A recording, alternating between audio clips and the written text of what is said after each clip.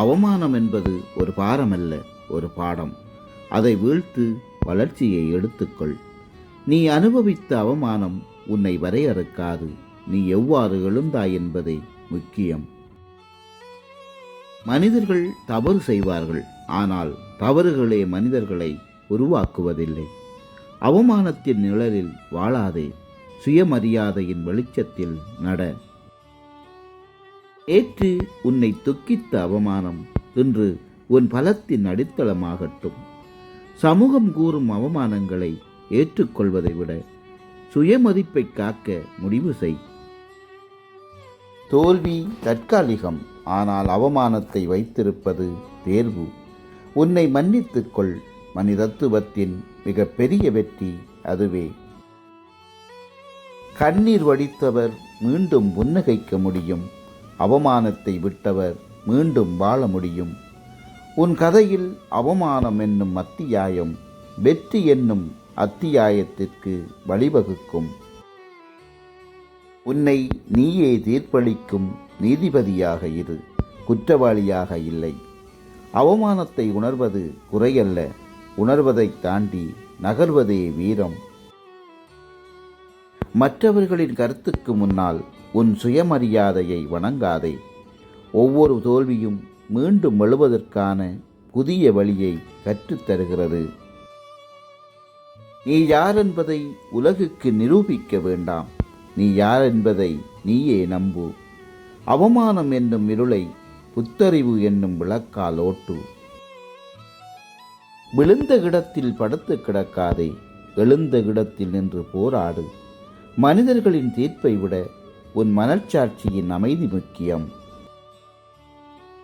பழைய தவறுகளின் சுமையை இழுத்துச் செல்லாதே, புதிய பாதையில் பயணிக்க துணிந்து செல். அவமானத்தை உன் பலவீனமாக ஏற்காதே, உன் பாடமாக மாற்று. உன்னை நேசிக்கும் முன் உலகம் உன்னை ஏற்காது. சுய அன்பே முதற்படி. குற்றமும் குறைபாடும் இல்லாத மனிதரில்லை. இருக்கும் குணங்களை வளர்த்துக்கொள். தோல்வியை ஒரு முடிவாக கருதாதே, ஒரு புதிய தொடக்கமாக மாற்றிக்கொள். பேசப்படும் வார்த்தைகளுக்கு முன்னால் நீ உன் மதிப்பை நிறுத்திக்கொள். அவமானத்தின் சங்கிலிகளை உடை. சுதந்திரத்தின் முதல் அடி அதுவே. உன் கண்ணாடியில் நீ காண்பவர் உலகம் காண்பவரை விட முக்கியமானவர். கடந்த காலத்தின் நிழலில் வாழ்வதை விட நிகழ்காலத்தின் வெளிச்சத்தில் வாழ முடிவு செய். வலிமையின் அடையாளம் வீழ்ச்சி இல்லை, வீழ்ச்சியில் இருந்து எழுந்திருப்பதே. மன்னிப்பு உன்னிடம் தொடங்க வேண்டும், பிறகே பிறரிடம் செல்ல முடியும். அவமானம் என்னும் குழியை நம்பிக்கை என்னும் மண்ணால் நிரப்பு. ஒவ்வொரு மனிதனும் ஒரு போர் புயல். சில நேரங்களில் மழை பெய்வது இயற்கையே. மற்றவர்களின் தீர்ப்புகளுக்கு முன்னால் உன் சுய தீர்ப்பை நிலைநிறுத்து. வாழ்க்கை மலர்ச்சி அடைய உதவும் பாடங்களை அவமானம் மூலம் கற்பிக்கிறது. குற்ற உணர்வை வளர்ப்பதை விட கருத்தை வளர்ப்பதில் கவனம் செலுத்து. உன் முழு மனித தன்மையையும் ஏற்றுக்கொள். குறைபாடுகளும் அதன் பகுதியே. நீ செய்த தவறுகள் உன்னை வரையறுக்கவில்லை, நீ எடுக்கும் முடிவுகள்தான் வரையறுக்கும். உன் குரலில் நம்பிக்கையை கேள், மற்றவர்களின் குரலில் கேளாதே. அவமானம் ஒரு சுவர் அல்ல, அதை தாண்டி நடக்கலாம். கரைகளுக்கு பின்னால் மறைந்திருப்பவன் யார் என்பதை உலகம் காண அனுமதி.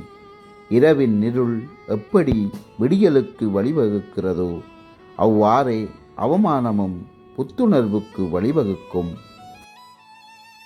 அவமானத்தின் சுமையை சுமப்பதை விட அதை இறக்கி வைத்து மேலே நடப்பது எளிது. வாழ்க்கை என்பது கரைபடாமல் இருக்க அல்ல, கரைகளோடும் வாழ கற்றுக்கொள்ளவே. உன்னை மன்னிப்பதில் வீணான தாமதம் செய்யாதே. வாழ்க்கை குறுகியது.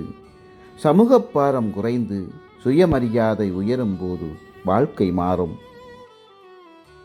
தவறுகளை ஒப்புக்கொள்வதில் தைரியம் இருக்கிறது. அவற்றிலிருந்து கற்றுக்கொள்வதில் ஞானம் இருக்கிறது. உன் குறைகளை மறைப்பதை விட உன் குணங்களை வளர்த்துக்கொள். அவமானம் என்னும் பயணத்தை நிறுத்தி மன்னிப்பு என்னும் இலக்கை நோக்கி நட.